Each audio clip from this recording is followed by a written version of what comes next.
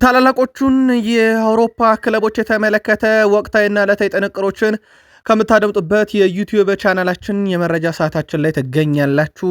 ለዚህም ሰዓት ታላላቆቹን የአውሮፓ ክለቦች የተመለከተ ወቅታዊ ጥንቅሮችን ይዘናል። በተለይም በሳምንቱ መጨረሻ የሚደረጉ ትልልቅ ጨዋታዎች አሉና ከነኚህ ጨዋታዎች ጋር በተያያዘ አሰልጣኞች ጋዜጣዊ መግለጫ እየሰጡ ነበረ። የበርካቶቹን አግኝተናቸዋል። በርከት ያሉ ምላሾችን ሰጥተዋል። በተለይም ከደጋፊዎች ሲጠበቁ በነበሩ ጉዳዮች ላይ አስቀድመን አንድ የአገር ቤት ጉዳይ ለእናንተ ውድ አድማጮቻችን አድርሰን ነው የምንጀምረው። ከዛ ታላላቆቹን ክለቦች እናደርሳቸዋለን። መረጃ የሪያል ማድሪዱ ተጫዋች ይቅርታ ጠይቋል፣ እናነሷለን። ፋብሪዞ ሮማኖም ስለ ሪያል ማድሪድ ያለው ነገር አለ። ባርሴሎና ቤት አሰልጣኙና ተጫዋቹን እንዲሁ ደግሞ ባርሴሎና በቀጣይ የሚገጥመውን ክለብ እናነሳለን። ከዛ በዘለለ በታላላቆቹ የአውሮፓ ክለቦች መረጃዎችን ስናነሳ በአውሮፓ ሻምፒዮንስ ሊግ ብዙ ርቀት መጓዝ የማይችለውን እውቁን አሰልጣኝ ጨምሮ በርካታ መረጃዎችን ይዘናል። ፕሪሚየር ሊግ ቅዳሜ በርከት ያሉ ጨዋታዎችን እንመለከታለን። ከምሽቱ 12 ሰዓት ጀምሮ ነው ግን የቅዳሜ ጨዋታዎች የሚደረጉት። የመሳሳት ጨዋታ የለውም ፕሪሚየር ሊጉ በዚህ ሳምንት። ከዛ በዘለለ የአስቶን ቪላው ወሳኝ ሰው የሚሉን ነገር አለ፣ እናነሳለን። እኚህን ሰው በፕሪሚየር ሊግ የመረጃ ሰዓታችን ሊያም ሮዛኒየር ከቶማስ ቱሄል ጋር እንደ ንግግር ተመሳስሏል በተግባር የሚለውን ከጣሊያኑ ምሽት ጀምሮ እናነሰዋለን። ጄሚ ካራገር ያለው አልሆነም በቼልሲ ላይ። ከዛ ውጭ ተጫዋቹም ከክለቡ ከለቀቀ በኋላ መዳረሻውን በተመለከተ በርካታ መረጃዎች እየወጡ ነው፣ እናነሳቸዋለን። በሊቨርፑል የመረጃ ሰዓታችን ሳላህ ከሚቀኑት ክለቦች አንዱ ኒውካስል ነው። አርኔ ስሎትም ስለ ሳላህና ስለ ቡድን ዜና የሰጡትን መረጃዎች እናነሳለን። በተለይም እሳቸው ስለ ጉዳቶች፣ ስለ ወጣት ተጫዋቾቻቸው ያነሳሉ። ከዛ ውጪ በውሰት ስላሉ ተጫዋቾቻቸውና ሀዘን ላይና ጉዳት ላይ የነበሩ ተጫዋቾች የትኞቹ በሳምንቱ መጨረሻ ጨዋታ ይገኛሉ በሚሉ ጉዳይ ጨምሮ በርካታ ነጥቦችን አንስተዋል። ለሊቨርፑል ደጋፊዎች ሁሉንም መረጃ ይዘናል። አብራችሁን ቆዩ። የማንቸስተር ዩናይትዱ አሰልጣኝ ማይከል ካሪክ በማንቸስተር ዩናይትድ ምን ቀየሩ? የቤን ጃኮብን መረጃ እናነሷለን። ከዛ ውጭ ሌሳንድሮ ማርቲኔዝ የሚለው ነገር አለ። ከዩናይትድ ቲቪ ጋር ቆይታ ነበረው። ማቲያስ ኩኛ በጨዋታው ይገኛል አይገኝም በሚለው ጉዳይ ላይ አሁናዊ መረጃውን እናደርሳችኋለን። በፉልሃሙ ጨዋታ ዙሪያ ምክንያቱን ጨምሮ እንነግራችኋለን። ከዛ ውጭ ወደ ስብስቡ ይካተታሉ የተባሉ ተጫዋቾች፣ የቡድኑ ቁልፍ ተጫዋች ሃሪ ማጓየር፣ ከማንቸስተር ዩናይትድ የሚለቁ ተጫዋቾችን መዳረሻ በተመለከተና የቡድን ዜና በማንቸስተር ዩናይትድ በኩል እንደዚሁ በስፋት ይዘናል። የዩናይትድ ደጋፊዎችም ሀሳብ አስተያየታችሁን እያጋራችሁን እንደዚሁ እስከ ፕሮግራማችን ፍጻሜ ቆዩ። አርሰናል የተጫዋቹን ኮንትራት አራዝሟል፣ እንደማያጣው አረጋግጧል።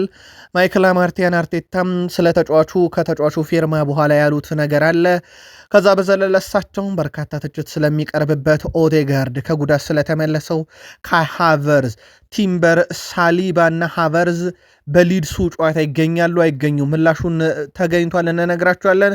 ከዛ ውጭ እሳቸው ሽንፈት ሲገጥማቸው ምን ያደረጉ ቡድኑን ለማነቃቃት ተቀናቃኛቸውና የቀድሞ የቡድን አጋራቸው ጆሴፍ ፔፕ ጋርዲዮላን በተመለከተም የጭንቅላት ጨዋታ ይወዳል ብለዋል ማይክል ማርቲያን አርቴታ። ተጫዋቾች ዋንጫውን በተመለከተ ምን እንደነገሯቸው እንነግራቸዋለን። የዳንኤል ፋርክን ቡድን ይገጥማሉ። እሳቸውም ስለ ተጋጣሚያቸው አርሰናል የሚናገሩት ነገር አለ። ለመሆኑ ማይክል ማርቲያን አርቴታ 200 ድል በአርሰናል ቆይታቸው ሲያሳኩ እነማን ላይ በርከት ያለውን ድል አሳክተው ነው እዚህ የደረሱት? በርካታ መረጃዎችን ይዘናል። ለየት ያሉ ስፖርታዊ ጥንቅሮችን ለመከታተል ሰብስክራይብ ካደረጋችሁ በየዕለቱ በዚህ ሰዓት ታገኙናላችሁ። ሀሳብ አስተያየታችሁን ካጋራችሁን ደግሞ የሚካተቱ ነገሮችን በቀጣይ የመረጃ ሰዓት አካተን እናመጣችኋለን። አብራችሁን ቆዩ። መልካም ቆይታም። የእንግሊዝ ሀገር አንጋፋ አትሌቶች ስብስብ ኢትዮጵያ ይገኛል። እንግሊዛዊ ተሳታፊዎች የፊታችን የካቲት 1 2018 ዓ ም በሐዋሳ ከተማ በሚካሄደው 14ተኛ የሐዋሳ ሐይቅ ግማሽ ማራቶን ላይ ይወዳደራሉ። በታላቁ ሩጫ በኢትዮጵያ እንግዲህ አስተባባሪ ኃላፊ የሆኑት አብዱል ራዛቅ እነዚህ ከ60 በላይ የሆኑ አንጋፋ አትሌቶች ምን ያህል ፈጣን ሰዓት እንዳላቸው ማየት አስደናቂ ነው ብለዋል። የእንግሊዝ ቡድን አስተባባሪ የሆነው ስቲቭ ዋት ማኦ እንደተናገሩትም በኢትዮጵያ ውስጥ ያለውን ስልጠናና ውድድር ለመካፈልና የዚህ አስደናቂ ሀገር ባህልና ታሪክ ለማየት በጣም ጓግተናል ብለዋል። የ2018 የሐዋሳ ሐይቅ ግማሽ ማራቶን በሐዋሳ ሐይቅ ዳርቻ ላይ በሚገኝ መንገድ ላይ ይካሄዳል። የካቲት 1 2018 ዓ.ም ነው ውድድሩ የሚካሄደውና ሐዋሳ ላይ ዝግጁት እንዴት ነው? በሐሳብ መስጫ ሳጥናችን ላይ ሐዋሳ ያላችሁ ውድ ቤተሰቦቻችን ልታጋሩን ትችላላችሁ። በባህር ማዶ መረጃችን ማድሪድን እናስቀድም። ሮድሪጎ ጎኤዥ መልእክት አስተላልፏል ለማድሪዳውያን። በተለይም ቀይ ካርድ ተመልክቶ ከሜዳም እንደወጣ ይታወቃል። በጨዋታው ላይ በቤኔፊካ በተጫወቱት ጨዋታ ላይ በተፈጠረው ነገር በእውነቱ በጣም አዝኛለሁ። በሽንፈት ውስጥ እኔ ቡድኑን ከሽንፈት ባለመከላከሌም በጣም አዝኛለሁ ብሏል። በዛ መንገድ ቡድኑን መርዳት አይደለም የኔ ሀሳብ፣ ከዛ በተለየ መንገድ ነበረ መርዳት የምፈልገው ብሏል። ለሪያል ማድሪድ ሁልጊዜ መጫወት እሻለሁኝ፣ በዛ መንገድ በቀይ ካርድ መውጣትን አልሻም። ሪያል ማድሪድና ደጋፊዎችንም በተፈጠረው ነገር ይቅርታ መጠየቅ እፈልጋለሁ ብሏል። ደጋፊውን፣ ክለቡን፣ የቡድን አጋሮችን፣ አሰልጣኙን ጭምር ይቅርታ ጠይቃለሁ ብሏል። ይቀጥላል። የሚቆም ነገር የለም። ለመለያችን እንታገላለን። የአውሮፓ ሻምፒዮንስ ሊግ ውስጥ አሁንም አለንና ወደ ቀጣዩ ዙር ለማለፍ በጥሎ ማለፉ በሚደረግ ጨዋታ ላይ ድል አድርገን 16 ውስጥ ጠብቁን በዛን ክሳለን ብሏል ደጋፊውን። በነገራችን ላይ ሪያል ማድሪድ በጥሎ ማለፍ ጨዋታ 16 ውስጥ ከገባ በኋላ ማንቸስተር ሲቲ አሊያም ስፖርቲንግ ሊዝበንን የመግጠም እጣ ፈንታ ነው እንደዚሁ የሚጠብቀው። የማድሪዱ ግብ ጠባቂ ቲቦት ኮርቷ ያው ከጨዋታው መጠናቀቅ በኋላ ቱርቢንን አግኝቶ እንግዲህ አቅፎ እንዳበረታታው ይታወቃል። በቱርቢን በኩል ያው የመጨረሻውን ግብ አስቆጥሮ ቤኔፊካን ወደ ቀጣዩ ምዕራፍ ያሻገረ ቲቦት ኮርቷ ፍጹም የተለየ ነው ብሎታል፣ አወድሶታል። ስነ ምግባሩ፣ ሁሉ ነገሩ ሜዳ ላይ ያለውን ነገሩን ከደመርክለት የአሁኑ ሰዓት የዓለማችን ምርጡ ግብ ጠባቂ ቲቦት ኮርቷ ነው ብሏል። በምላሹም የቤኔፊካው ግብ ጠባቂ ቱርቢን። ከዛ በዘለለ በሪያል ማድሪድ በኩል ፋብሪዞ ሮማኖ እንደ መረጃ ይዞ ወጥቷል። ይኸውም መረጃ ሪያል ማድሪድ በፍሎሬንቲኖ ፔሬዝ እየተመራ ቀጣዩ ክረምት ላይ በጣም ስራ ይበዛባቸዋል ብሏል። ይኸውም ተጫዋቾችን ማስፈረምና ከክለቡ ተጫዋቾችን ማሰናበት ላይ ትልቅ ስራ ይሰራል ተብሏል። ይህም ተረጋግጧል። በርካቶች ከሪያል ማድሪድ ይሰናበታሉ ተብሏል። በተለይም የኋላ መስመሩ ላይም በርካታ ስንብቶች ሊኖሩ ይችላሉ ተብሎ ይጠበቃል።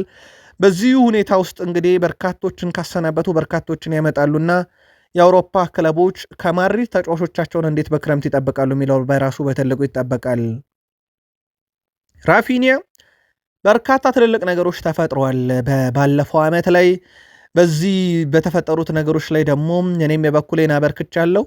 በዛ ቡድን ውስጥም ሃንሲ ፍሊክ እድሉን ሰጥቶ ስላጫወተኝ አመሰግናለሁ ብሏል። በቡድን ውስጥ ለመቆየቱ ያው ምክንያቱ ሃንሲ ፍሊክ እንደሆነ ይታወቃል። በዚህ ቡድን ውስጥ የሃንሲ ፍሊክ መምጣት ብዙ የቀየራቸው ነገሮች አሉ። አንዱ እኔን ነው። ብዙ ልምዶችን አግኝቻለሁ። የሱ መምጣት ቡድን ውስጥ በራስ መተማመናችንን ከፍ አድርጓል ብሏል። ምንም ጥርጥር የለውም። ባርሴሎና ከሃንሲ ፍሊክ በኋላ ህይወት ምቾት የበዛበት ነው ማለት ይቻላል። ምናልባት አምና በኢንተር ሚላን ከአውሮፓ ሻምፒዮንስ ሊግ ግማሽ ፍጻሜ ውጭ የሆኑበት መንገድ ብቻ በትልቁ ሊጠቀስ ይችላል። ሌሎች የተወሰኑ አጋጣሚዎች ቢኖሩም ግን ሻምፒዮን ነበሩ በየመድረኮቹ። በነገራችን ላይ ባርሴሎና በቀጣይነት ፓሪሰን ጀርሜንን በ16 ውስጥ የመግጠም እጣ ፈንታ የሚጠብቀው ሌላኛው የስፔን ኃያል ክለብ ነው።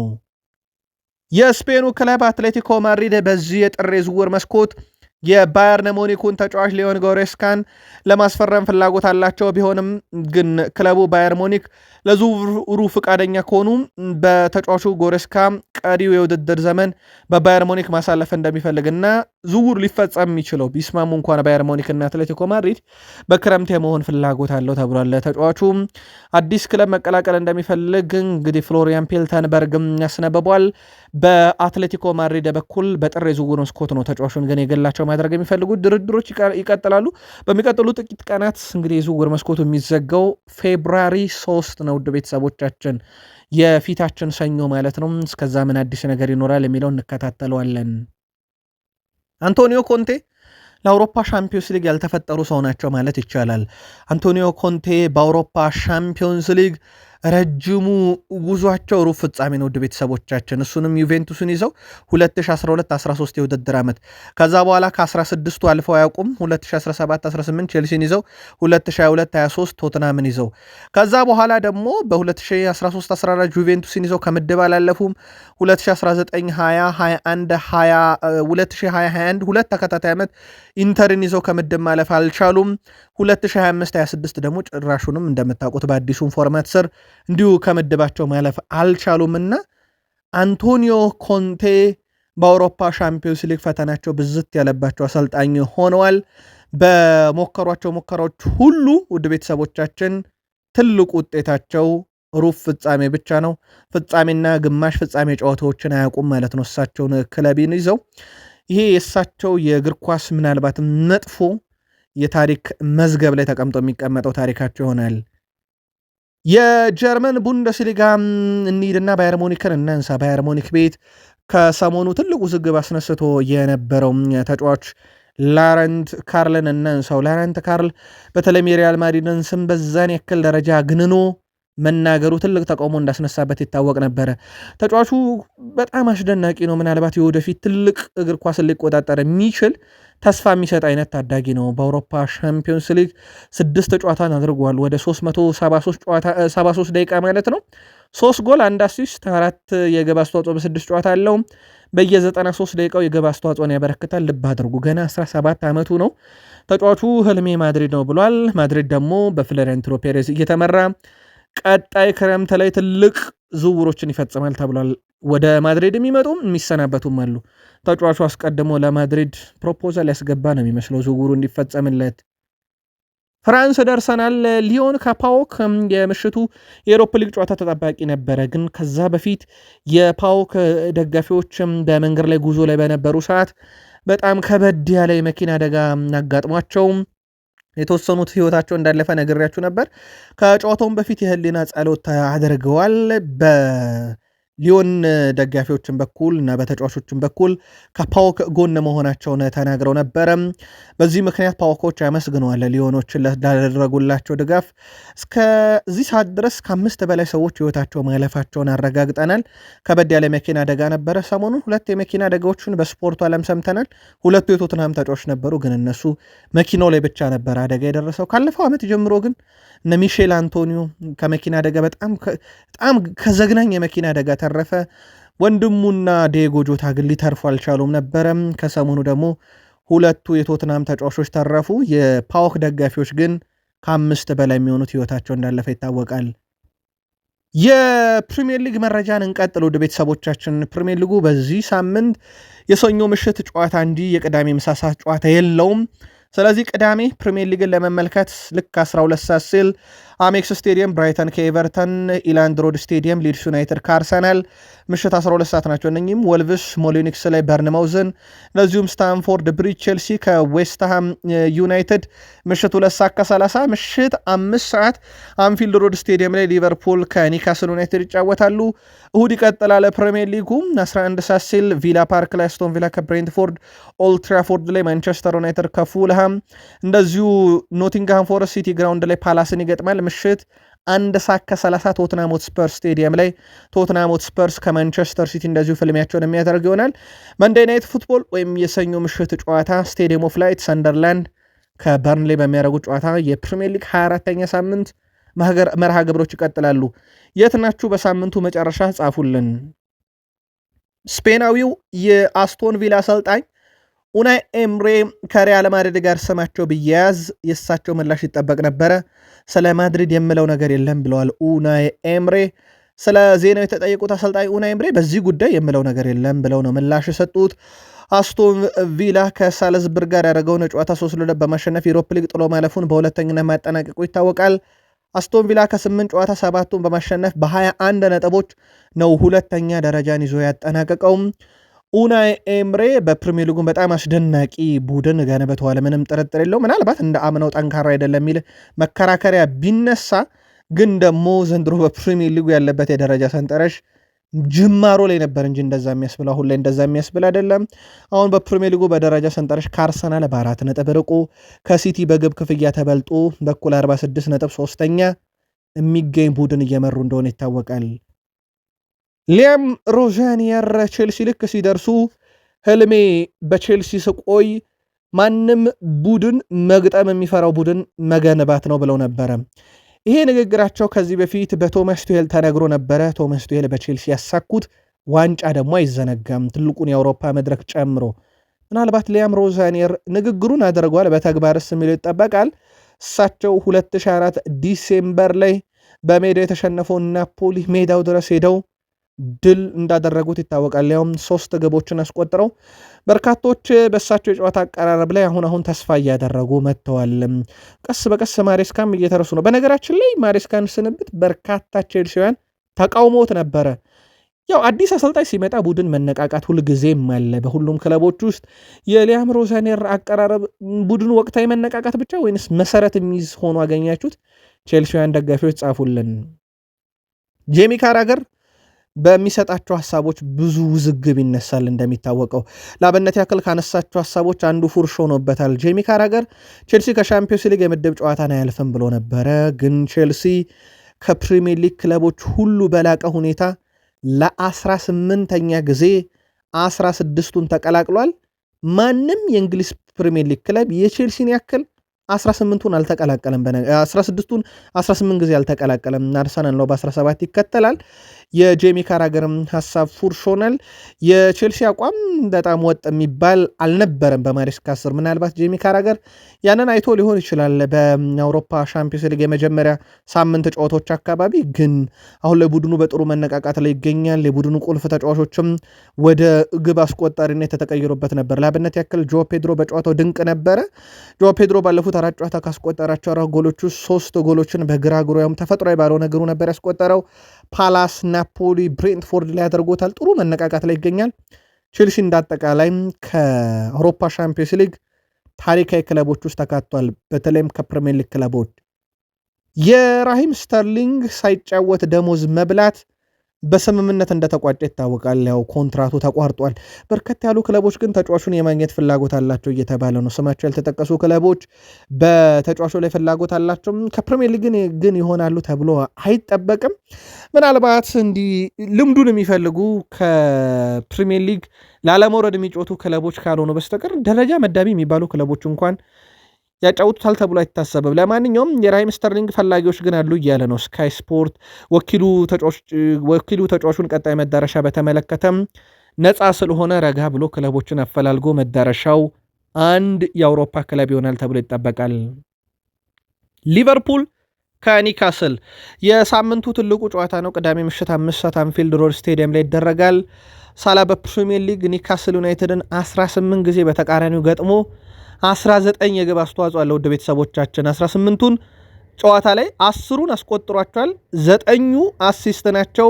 በእንግሊዝ ፕሪሚየር ሊግ እንግዲህ በአንድ ክለብ ላይ ይሄ ሁላ የግብ አስተዋጽኦ የለውም። ሌሎች ክለቦች ላይ በጣም ትልቅ የሚባል ነው በነገራችን ላይ።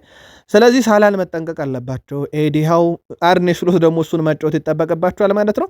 በሳምንቱ አጋማሽ የአውሮፓ ሻምፒዮንስ ሊግ ጨዋታ ግብ አስቆጥሯል። አርኔ ስሎት በጥሩ ቦታ ላይ እሱን ማግኘት አለብን። ከእሱና ከሌሎች ተጫዋቾች ጋር ይህኑ ለማድረግ የበለጠ እንሞክራለን። በቦክስ ውስጥ የምናደርገው ጨዋታ አጥቂዎች ተስፋ ሰጪ ቦታ ላይ እንዲገኙ ማድረግ ነው። ይህ ከተደረገ ተጫዋቾች ከነሱ የሚጠበቁን ይሰጡናል ብለዋል። በበርንማውዝ ላይ ቨርዝ በካራባግ ላይ ያስቆጠረው አይነት ጎል ማስቆጠር ይችል ነበር፣ ግን መስጠትን መረጠ። በሳላ ጎል ደስተኛ ነበርኩኝ። ፌዴሪኮ ኬዛና እንደዚሁም ሌሎች ተጫዋቾች ባስቆጠሩት ጎል ደስተኛ ነኝ። ከሳላህም ልምዱን በኒካስል ጨዋታ እንጠቀማለን ብለዋል። አርኔ ስሎት ኢሳክን ጉዳት በተመለከተም አሁንም ጊዜ ይወስዳል፣ ገና ነው ጠብቁ ብለዋል። ያው ይሄንን በተደጋጋሚ እኛም ማድረሰናል። ጉዳት ላይ ነው ተጫዋቹ እንደሚቀረው ገና ማለት ነው። ከዛ በዘለለ አርኔ ስሎት ጆ ጎሜዝ በኒካስል ጨዋታ ላይ እንደማይገኝና ነገር ግን ለረጅም ጊዜ እንደማይቆይ፣ ከርትስ ጆንስ ደግሞ ከህመሙ አገግሞ መመለሱን ተናግረዋል። ከዛ በዘለለ በሐዘን ላይ የነበረው ኢብራሂማ ኮናቴ በትላንትናው ልምምድ ላይ እንደተሳተፈና ለኒካስል ጨዋታ እንደሚደርስ አረጋግጧል። እሱ የሐዘን ስለሆነ ይጠበቅ ነበረ። ጀረሚ ፍሪፖንግ ለትንሽ ሳምንታት ከሜዳ ይርቃል፣ ስለዚህ በቶሎ ይመለሳል ተብሎ አይጠበቅም ብለዋል። ኤሎት አንደርሰን በተመለከተ እኛ ተጫዋች አይደለም፣ ግን እሱ ሲጫወት በማየቴ በጣም ደስተኛ ነኝ። ከእንግሊዝ ብሔራዊ ቡድን ከ21 ዓመት በታች ጋር ዋንጫ ያሳካ ነው ልለው የምችለው ይሄንን ብቻ ነው ሲሉ ተደምጠዋል። አርኔ ስሎት ወጣት ተጫዋቾችን በተመለከተ ትሬኒዮኒና አማራ ናሎ ባለፈው ጨዋታ ላይ አጫውተናቸዋል። በሊግ ካፕም ጨዋታ ላይ ተጫውተዋል። በትልቅ የግብ ልዩነት እየመራን ስለሆነ እድል አግኝተዋል። ሪዮ በጣም የተለየ ተጫዋች ነው ይላሉ እሳቸው። ሪዮ ንጉማን ጎል ሲያስፈልገን ወይም ጨዋታ ሲከብደን በጣም ወሳኙ ተጫዋቻችን እሱ ነው ብሎ ሪዮ ንጉማን አወድሷል። ከሰሞኑ ግን አንድ ሌጀንድ እድሜው መታየት የለበትም ብቃቱ ብቻ ነው መታየት ያለበት ሪዮ ንጉማንና ሊያጫውቱት ይገባል ብለው መከራከሪያ ያቀርቦ ነበረም። ሪዮ ቀድሞኑ ድንቅ ተጫዋች ነው፣ ነገር ግን ለክለቡ ከከባድ አጀማመር በኋላ በቡድን ውስጥ በርካታ ለውጦችን ሮቴት እያደረገን ተጠቅመናል። እሱንም ተጠቅመናል። ሁሉም እንደሚገባቸውና እንደ ጨዋታው አይነት እንጠቀማቸዋለን ሲሉ ተደምጧል። አሰልጣኝ አርኔ ስሎት እያንዳንዱ ጨዋታ ወሳኝ ነው፣ ነገር ግን አሁን ራሳችንን ያገኘንበት ቦታ እያንዳንዱ ጨዋታ ወሳኝ እንዲሆን ያደርገዋል። ምክንያቱም 4 ውስጥ መሆን የምንፈልገው ነገር ነው። ሁሉም ወሳኝ ጨዋታዎች ናቸው። ከኒካስል ጋር ምን ያህል ከባድ ጨዋታ እንደሚሆን እናውቃለን። ለነሱ ሁልጊዜም ከባድ ጨዋታ ከነሱ ጋር ሁልጊዜም ከባድ ጨዋታ ነው። በጉጉት ነው የምንጠብቀው። አንዱ በቀሩት ጨዋታዎች ውስጥ ይሄ ትንሽ ነው ብለን የምናስበው ነገር ስለሌለ አንዱ ከባዱ ጨዋታ ያ ነው ብለዋል። አርኔ ስሎት 6-0 ማሸነፋቸውን በተመለከተ ከመሸነፍ ይልቅ ማሸነፍን እመርጣለሁ፣ ስለዚህ ያ ነገር ጥሩ ነው። የመጨረሻ 16 ውስጥ ጨዋታ ብቁ ሆነናል እና ጥሩ ድል ማስመዝግበናል።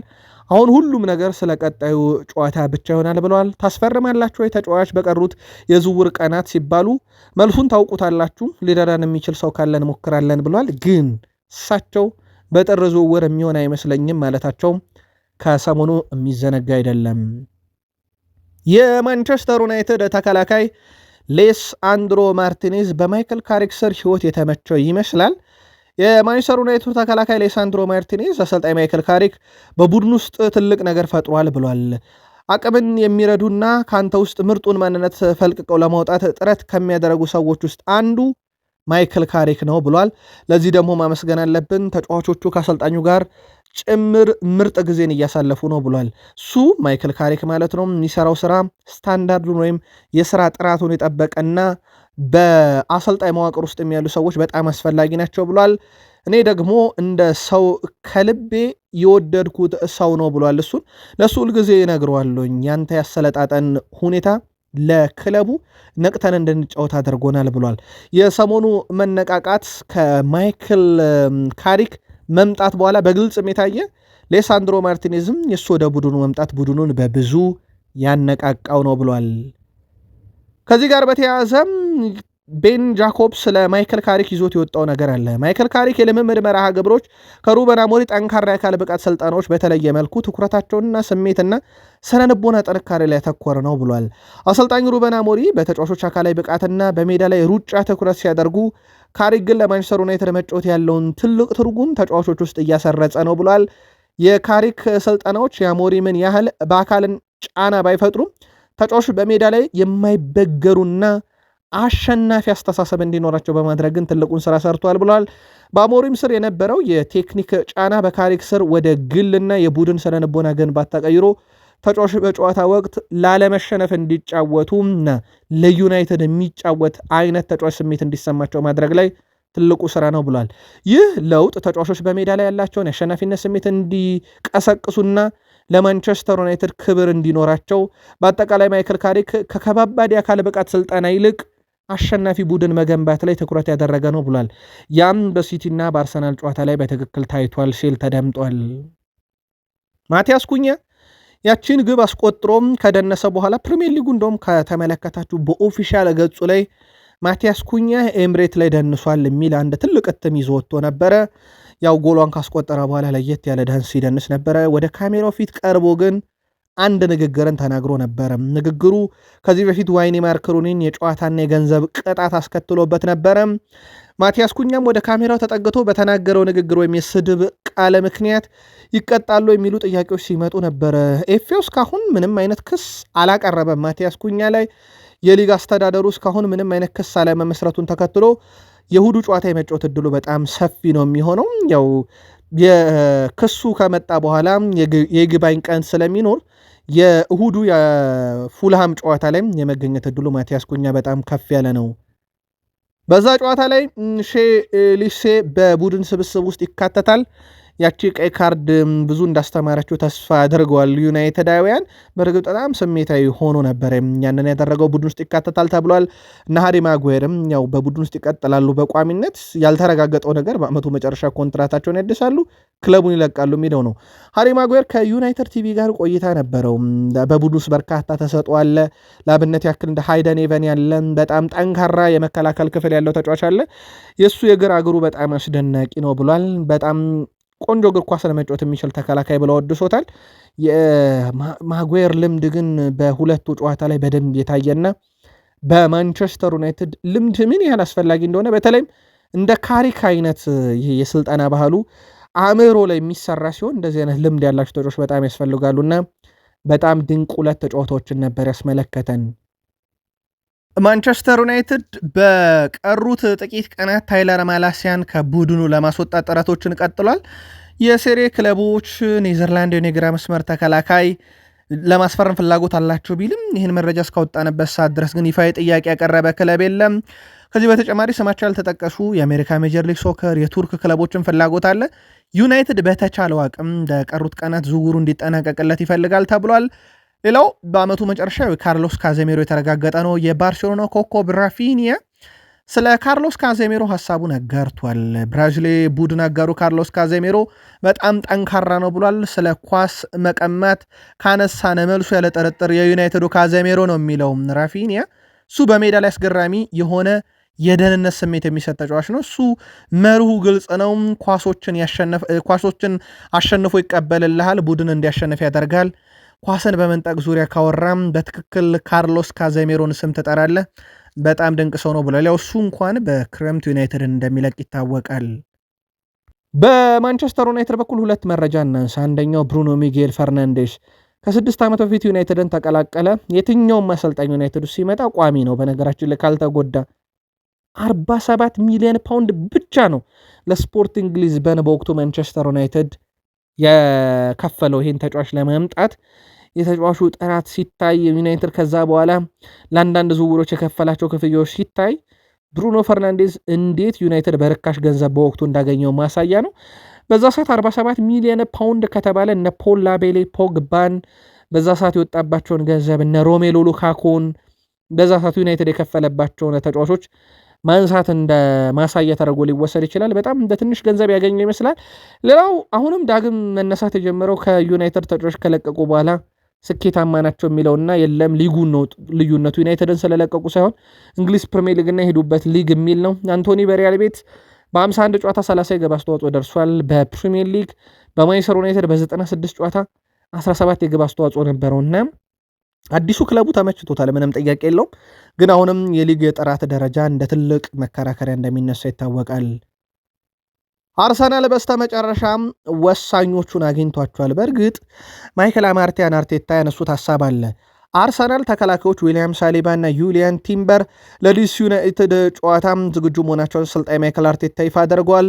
ሁለቱ ተጫዋቾች ሮብ በተደረገው ሻምፒዮንስ ሊግ ጨዋታ እረፍትን የሰጠናቸው የተለየ ጉዳት ዜና ኖሮብን ሳይሆን ማረፍ ነበረባቸው ብሏል አሰልጣኝ ማይክል አርቴታ። አክሎም ካይ ሃቨርዝ በጨዋታው በቋሚነት ለመሳተፍ ብቁ መሆኑን አረጋግጧል። ካስታወሳችሁ ግማሽ ነበር ያጫውቱት በካይራት አለማቴ ጨዋታ፣ እቅዳችን ያ ነው ብለው ነበረ። ስለዚህ እሳቸው የፈለጉት የጨዋታ ሪትም ውስጥ እንዲገባላቸው ነበር ያንን ጨዋታ የፈለጉት ካይ ሃቨርዝን።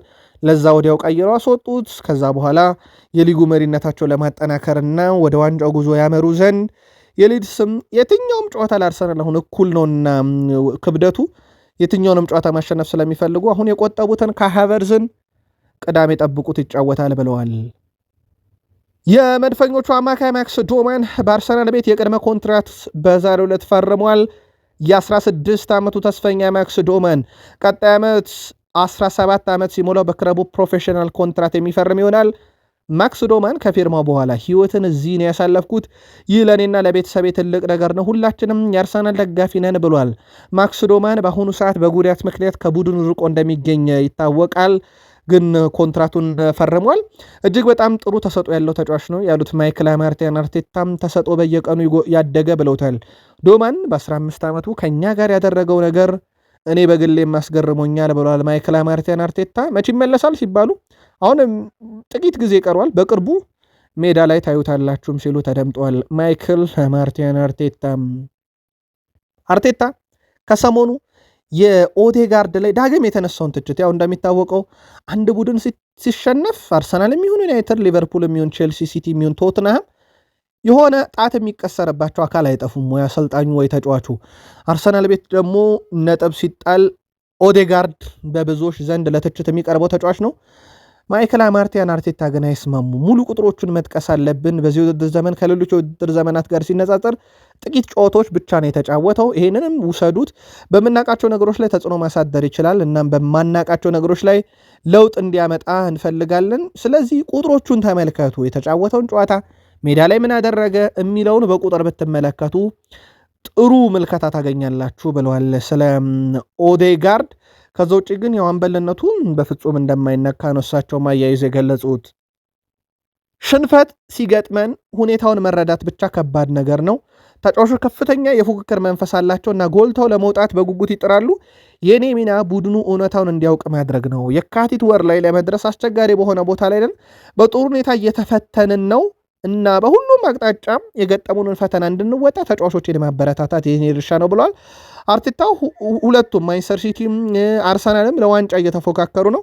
ፔፕ ጋርዲዮላ ጋር ግን ለዋንጫ ብንፎካከርም ጓደኝነታችን አሁንም አለ። ፔፕ ጋርዲዮላን ከ15 ዓመት የጀምሮ አውቀዋለሁኝ። አሁንም ወዳጅነታችን እንደቀጠለ ነው፣ ፉክክሩ ቢኖርም ብለዋል። ፔፕ ጋርዲዮላንም የጭንቅላት ጨዋታ መጫወት የሚወድ አሰልጣኝ ብሎታል። ያው ፔፕ ጋርዲዮላ በጋዜጣዊ መግለጫ ላይ ሁሌም የአርሰናልን ስም ያነሳል። ዛሬ ጋዜጣዊ መግለጫ አለው። በቀጣዩ የመረጃ ሰዓታችን የጋርዲዮላን መግለጫ ስናነሳ የአርሰናልን ስም አንስቶ ይሆን የሚለውን እናነሳለን። ግን ሳያነሳ ያልፋል ተብሎ አይታሰብም። አርቴታ ተጫዋቾች ዋንጫ ምን ያህል እንደሚፈልጉ በሚገባ አውቃለሁ እና በየቀኑ ለዚህ ተጫዋቾች የምናቀርበው ከፍተኛ ፍላጎት እንዲኖራቸው ነው፣ እኛም ተነሳሽነቱ እንዲኖራቸው እናደርጋለን። በእያንዳንዱ ጨዋታ ላይ ጫና ፈጥረው ድል አድርገው ከሜዳ የሚወጡበትን መንገድ እንፈጥራለን፣ ምክንያቱም ዋንጫውን ማንሳት ስላለብን ብለዋል። አርቴታ ለደጋፊዎች ጉዟችን ያማረ እንዲሆን ማድረግ አለብን፣ ምክንያቱም ይህ ውድ ደጋፊ ይጠብቀናል ብሏል። ሁሉም በተነቃቃና በአዎንታዊ መንፈስ እንዲሁም ሊመጣ ያለውን ነገር በመመልከት የአርሰናል አካል ሆነዋልና ይህንን ደጋፊ ስቴዲየም ድረስ መጥቶ ሲያበረታታን የዋንጫ ባለቤት ማድረግ ይጠበቅብናል ዘንድሮ ብለዋል። እሳቸውም እንግዲህ በትልቁ ዘንድሮ እንደ ግዴታም ጭምር የተቀመጠባቸው እንደሆነ ይታወቃል። ባለፉት 3 ዓመታት ቡድኑ ለዋንጫ መፎካከር እንደሚችል ሁለተኛ ሆኖ ጨርሶ አሳይተዋል። አሁን የሚጠበቅባቸው አንደኝነት ነው። ከሊድስም ይሁን ከማንም ጨዋታ ለአርሰናል ውድ ነው አሁንና በዛ መንገድ ይወጡታል ተብሎ ይታሰባል። የሊድስ ጨዋታ በነገራችን ላይ ኢላንድ ሮድ ስቴዲየም ላይ ነው የሚደረገው። ውሃ ሰማያዊውን መለያ አርሰናል አድርጎ ወደ ሜዳ ይገባል ተብሎ ይጠበቃል። የሊድስ ዩናይትድ አሰልጣኝ ዳንኤል ፋርክ ስለ አርሰናል ይናገራሉ። ለመግጠም ከባድ የሆኑ ቡድኖች አንዱ አርሰናል ነው ብለዋል። ነገር ግን እኛ በጣም ጥሩ ደረጃ ላይ ነን። በተለይም በኢላንድ ሮድ በሜዳችን ከማንኛውም ቡድን ጋር ነጥብ ለማግኘት እንደምንታገል እናውቃለን። እድል ለማግኘት አስደናቂ ቀን እንደሚያስፈልገን ብናውቅም፣ ነገር ግን እድል ብቻ ጠብቀን ወደ ሜዳ አንገባም። ጨዋታውንም በራሳችን መንገድ ለመወጣት እንገባለን። የምንገጥመው የፕሪሚየር ሊጉን መሪ በጣም ጠንካራውና አስቸጋሪውን ቡድን ቢሆንም ብለዋል ዳንኤል ፋርክ።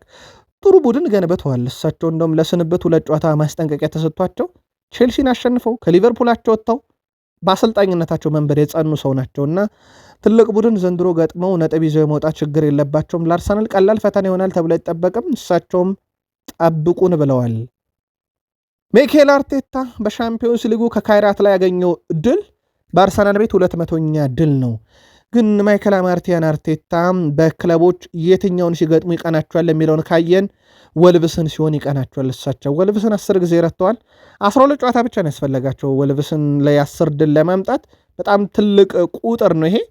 ከዛ ቼልሲን 9 ጊዜ ረትተዋል፣ 15 ጨዋታ አስፈልጓቸዋል። ኒካስልን 9 ጊዜ ረትተዋል፣ 15 ጨዋታ አስፈልጓቸዋል። ክሪስታል ፓላስን 9 ጊዜ ሲረቱ 14 ጨዋታ አስፈልጓቸዋል። ዩናይትድን 8 ጊዜ ሲረቱ 14 ጨዋታ፣ ቶትናምን 8 ሲረቱ 12 ጨዋታ፣ ዌስትሃምን 8 ሲረቱ 13 ጨዋታ፣ ሌስተርን 8 ጊዜ ሲረቱ 10 ጨዋታ፣ እንዲሁም ሊድስን 8 ጊዜ ሲረቱ 9 ጨዋታ አስፈልጓቸው ነበረ ማይክል ማርቲን አርቴታ። ግን እሳቸው ወልቭስን የማሸነፍ ያክል ቅልል የሚላቸው ነገር የለምና በማይክል ማርቲን አርቴታ በኩል ወልቭስን ሲገጥሙ ድሉ ከፍ ያለ ነው።